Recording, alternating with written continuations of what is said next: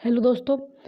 तो देखिए, ये जो वीडियो मैं ला रही हूँ इसमें आप लोगों को बताऊंगी कि जो CHS क्लास 6 के एग्ज़ाम के बारे में बात हो रही थी।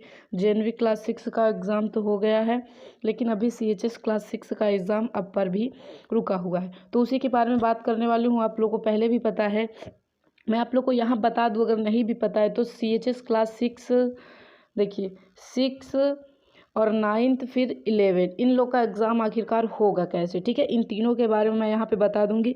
साथ ही साथ आपको ये भी बताऊंगी कि आप कैसे पता कर सकते हो कि अपना रिज़ल्ट, ठीक है, यहाँ पे मतलब कब तक आएगा। वैसे डेट तो दी हुई थी वाकई में 26 तारीख, लेकिन अभी रिलीज़ नहीं हुआ है। मैं आपको ऑफिशियल वेबसाइट भी बता दूँगी, आप वहाँ से चेक कर सकते हैं।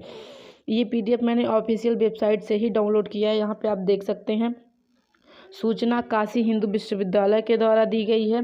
दिया क्या है यहाँ पे आप देख सकते हैं, boys school and central Hindu girls school. देखिए यहाँ आप लोग को दिख रहा होगा कक्षा 6, उसके बाद ये लिखा हुआ है 9, ये लिखा हुआ है 11 में प्रवेश के लिए आवश्यक सूचना है। तो चलिए इस सूचना को आप लोग को दिखा देते हैं।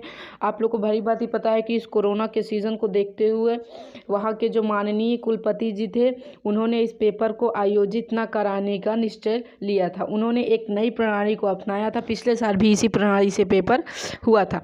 तो देखिए कक्षा 6 और 9 के पेपर के ई लॉटरी माध्यम का प्रयोग किया गया था। तो ई लॉटरी माध्यम क्या है, तो चलिए आइए आपको बता देते। ई लॉटरी माध्यम में कितने बच्चों का नाम गया है उसका भी PDF मैं आप लोगों को डिस्क्रिप्शन में दे दूँगी। आप लोग देख सकते हैं क्या आपका नाम ई लॉटरी माध्यम में गया भी है या फिर नहीं, ठीक है। तो सबसे पहले तो आप देख लीजिए कि जो 6 और जो 6 का होगा उसका जो एडमिशन होगा वो ई लॉटरी की मतलब एक प्रकार से आप समझे तो नाम चुने जाएंगे। लॉटरी का मतलब आप लोग समझते हैं भाई, जिसकी लग जाए ना, तो किसी का निश्चित नहीं है कि कोई पास हो पाएगा। तो यहाँ पे आप पहला देख लीजिए, ये 6 और 9 वालों के लिए कि BHU कर्मचारी बोर्ड के आवेदनों के लिए ई लॉटरी निकाली जाएगी, जो कुल रिक्त सीटों का 50% होगा, जिसका पुनः श्रेणीकरण 3% दिव्यांग यानी जो लोग एक प्रकार से विकलांग है, 7.5% अनुसूचित जनजाति,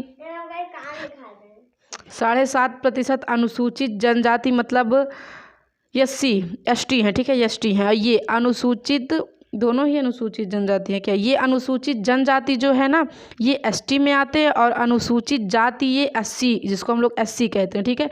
और जो 27% अन्य पिछड़ा वर्ग यानी ये OBC हैं, क्या है, OBC हैं, तथा शेष अनारक्षित आधार पर किया जाएगा, ठीक है। तो आप देख सकते हैं कि 50% में आप लोग को बांट दिया गया। 3% तो भाई विकलांगों का होना तय है, और 7.5% तो ST को लेना पड़ेगा, और 15% SC को, 27% OBC को।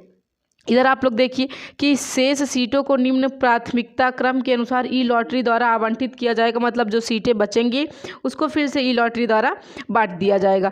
ये देखिए यहाँ पहले चरण में कह रहा है कि 3% सीटें आवेदन को आवंटित किए जाएंगे। पहले चरण में जो 3% सीटें हैं उठे बांटा जाएगा, वो भी विकलांग लोगों को। दूसरे चरण में क्या होगा कि 7.5% जो सीट SC के लिए, ST के लिए थी उसे बांटा जाएगा, फिर SC के लिए जो सीट थी उसे बांटा जाएगा। फिर यहाँ कह रहा है कि नोट, अनुसूचित जाति की रिक्त सीटें अनुकूलित जनजाति के आवेदनों द्वारा भरी जा सकती है। मतलब अनुसूचित जाति यानी SC की जो रिक्त सीटें होंगी ना, वो अनुसूचित जनजाति यानी ST कि अगर ST के बच्चों ने आवेदन किया होगा तो उसके द्वारा भर दी जाएगी।